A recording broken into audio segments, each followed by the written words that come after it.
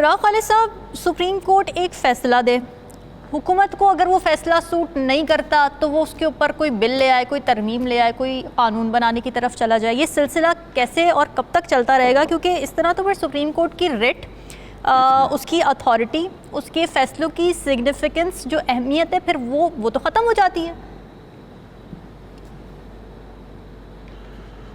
देखिए, एक तो मैं डेमोक्रेसी पे बात कर दूं छोटी सी। जी ज़रूर। 2017 में दो प्रोफेसर थे अमेरिका के, उन्होंने एक रिसर्च की थी काफ़ी 5 साल लगा के।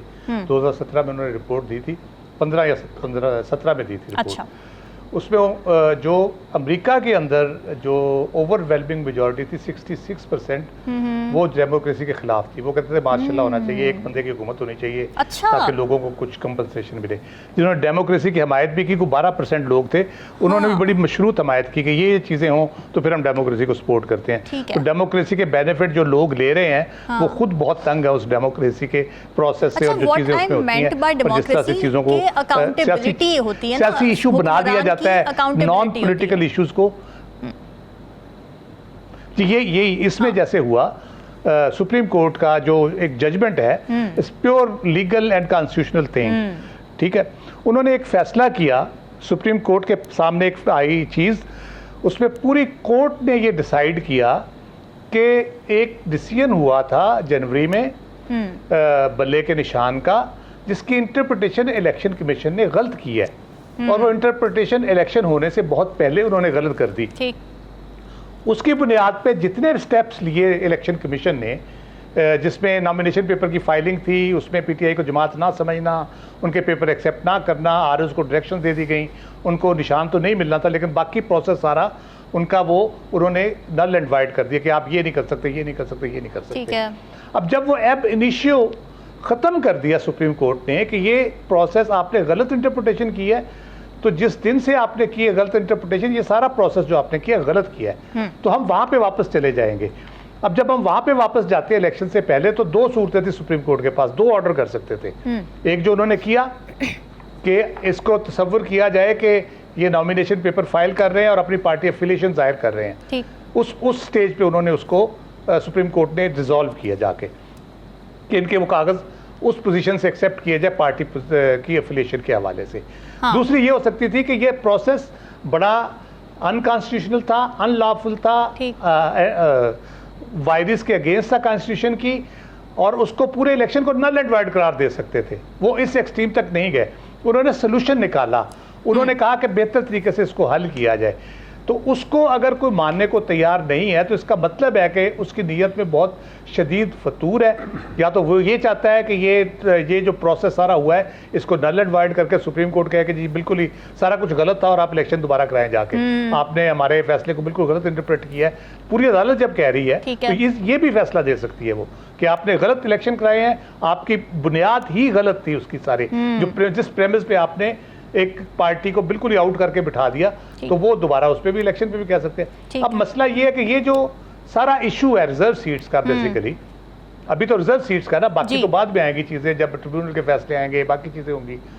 रिजर्व सीट्स के ऊपर जो आइन कहता है, एन आइन के मुताबिक PMLN, PPP और बाकी जमातों को उनकी सीटें मिल चुकी हैं, तो इनका क्या लेना देना है इस सारी चीज़ों से? सही बात है, कोई ताल्लुक बनता है इस चीज़ से इनका? बाकी जो सीटें हैं वो इनको मिल नहीं सकती किसी तरीके भी।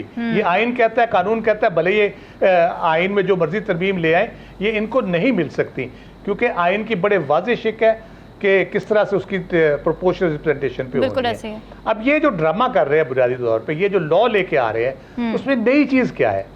ये तो ऑलरेडी मौजूद है वहाँ पे कि 3 दिन के अंदर उन्होंने डिक्लेरेशन देना है आज़ाद उम्मीदवारों ने, और उसके बाद उन्होंने उस जमात में शामिल हो जाना है। जब वो जमात में शामिल हो जाते हैं, वो पार्टी बदलेंगे तो 63A उन पे लगेगा।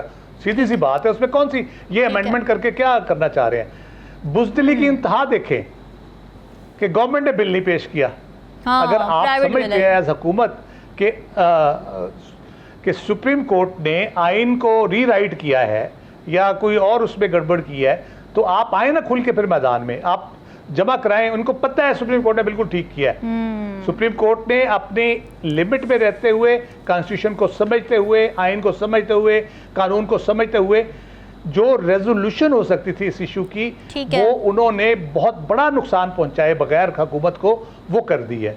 ठीक है। अगर वो इसमें बाज नहीं आते तो सुप्रीम कोर्ट अगले स्टेप पे जा सकती है। ठीक। उसकी पिटिशन फाइल हुई है जो अक्टूबर धांधली की है, उस पे जाके वो ये फैसला कर सकते हैं। इस फैसले को बुनियाद है। बना के अगले स्टेप पे जा सकते हैं। तो फिर ये खुश हो जाएंगे जब इनको घर जाना पड़ेगा और दोबारा फिर शायद ये 17-23 सीटें जो भी जीती हैं, हाँ। रिकॉर्ड जो हाँ। इलेक्शन कमीशन का खुद बता रहा है, ठीक है। तो फिर उसमें खुश हो जाएंगे ये 17 और 23 सीटों पे जाके। तो ये बुनियादी तौर पे सिर्फ ड्रामा कर रहे हैं, बिला वजह अफरा तफरी पैदा कर रहे हैं, सियासी जो माहौल है उसको खराब कर रहे हैं। थोड़ी सी बेहतरी किसी तरफ से होने लगती है तो ये बीच में कोई नया लुच डाल देते हैं। बिल्कुल एक कैओस लाने की कोशिश बिल्कुल लगती है, इसमें कोई दो राय नहीं है। रियासत माँ की तरह होती है और इसी सोच के तहत मुतासरा अफराद को रिलीफ दिया जा रहा है। राव खालिद साहब, ये रिलीफ कितना खुशाइंद है?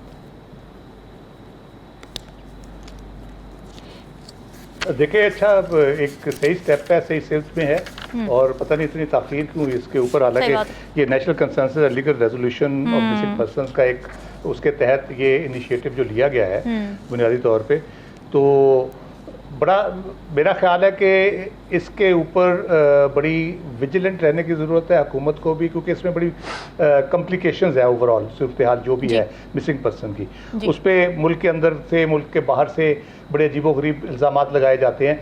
इसलिए स्टेट को वो रिस्पॉन्सिबिलिटी, हुकूमत को रिस्पॉन्सिबिलिटी एज जो कह ले कि जो कहते हैं रियासत माँ की तरह होती है, उससे तो ज़रूर लेनी चाहिए, लेकिन किसी भी ऐसे पर्सन के एक्ट को अननोटिस नहीं जाना चाहिए। अगर कोई इस किस्म का पर्सन किसी भी हीनियस क्राइम में, किसी और चीज़ में मुलव्वस है या बाहर जाके किसी जगह पे कुछ कर रहा है, क्योंकि इसमें बहुत से मुख्तलिफ किस्म के हैं लोग, जिसमें कुछ लोग लापता हो गए, पता नहीं लांच में जा रहे थे, कहीं रह गए, क्या हुआ उनको, कुछ अपने किसी जज्बे के तहत किसी तरफ निकल गए, किसी दूसरे मुल्क में चले गए, या पाकिस्तान के अंदर कहीं रूपोश हो गए किसी अपने फैमिली की वजह से। बहुत से उसके पहलू हैं। उन सारे पहलुओं को मद्देनज़र रखते हुए मेरा ख्याल है ये बड़ा साहिब फैसला है कि क्योंकि ज़रूरी नहीं है कि एक बंदा जो एक्ट कर रहा है पूरी फैमिली को उसका पता हो, या वो जिम्मेदारी हो उसकी, या वो जिम्मेदार हो उस सारी चीज़ों की। तो ये मेरा ख्याल है फैमिलीज़ के लिए बहुत अच्छा एक राइट स्टेप है, इन राइट डायरेक्शन है। और कंपनसेशन जो रिकमेंड हुई थी वो 2.5 थी, इसको 5 बिलियन किया गया है, ये भी बहुत अच्छा स्टेप है। और मेरा ख्याल है इनको जो भी फैमिलीज़ है इस किस्म की, उनके साथ गाहे बगाहे राब्ते में रहना चाहिए, उनके मसाइल को देखते रहना चाहिए। प्लस बहुत से ऐसे लोग होते हैं जो अचानक बाहर जाके सरफेस होते हैं और अपनी फैमिली से रब्ता करते हैं, और उसके बारे में भी उनको पता चलता रहना चाहिए। दूसरी बात है, जो कमीशन इसके ऊपर बना था जब जस्टिस जावेद इकबाल की सदारत में, वो काम कर रहा था और वो बड़ा रेगुलरली अपडेट करता था कितने लोग मिसिंग पर्सन की रिपोर्ट हुए हैं, किस तरह से हुए हैं, उनमें कौन कौन सी कैटेगरीज हैं, कितने लोग पता चल गया, कितने लोगों को लोकेट कर लिया गया। वो बड़े रेगुलरली फिगर आते थे। मैं कुछ अर्से से देख रहा हूँ वो फिगर्स नहीं आ रहे। तो उससे भी एक चीज़ जो है ना, ज़्यादा वो एग्जेजरेट हो जाती है, लोग बढ़ा चढ़ा के उसको पेश करते हैं। तो इसको बहुत सा करना चाहिए। लेकिन ये है कि इसमें एक और जो सबसे इम्पोर्टेंट पहलू मेरी नज़र में है, जो हमारा तजर्बा है यहाँ पे पाकिस्तान में, इस किस्म की चीज़ें जब होती है ना, कंपनसेशन की पर्टिकुलरली, तो उसमें बहुत से ऐसे लोग भी दावेदार आ जाते हैं जो सिर्फ लूट मार के चक्कर में होते हैं। अच्छा, आपने देखा BISP के ऊपर जब सानिया निश्चित साहिबा बनी थी हेड, उसकी 7 लाख लोग ऐसे निकले थे जो हमारे बड़े 17, 18, 19 ग्रेड के अफसरों ने उनको शिनाख्ती कार्ड पे वो ले रहे थे 2,500 रुपये, 3,000 रुपये। तो यहाँ तो 50 लाख है। इसके ऊपर स्क्रूटनी बड़ी प्रॉपर होनी चाहिए। अभी 1000 लोगों का सुनने में आ रहा है, शायद 1000 पीपल जिनकी लिस्ट है, लेकिन इसकी प्रॉपर स्क्रूटनी होनी चाहिए, प्रॉपर उनकी आइडेंटिफिकेशन होनी चाहिए, और सही तरीके से उसको देखभाल के ये सारी तकसीम होनी चाहिए। ये ना हो कि फिर कोई वारदाती आ जाए, जो 2,500 नहीं छोड़ते वो 50 लाख कहाँ छोड़ेंगे। ठीक बात है।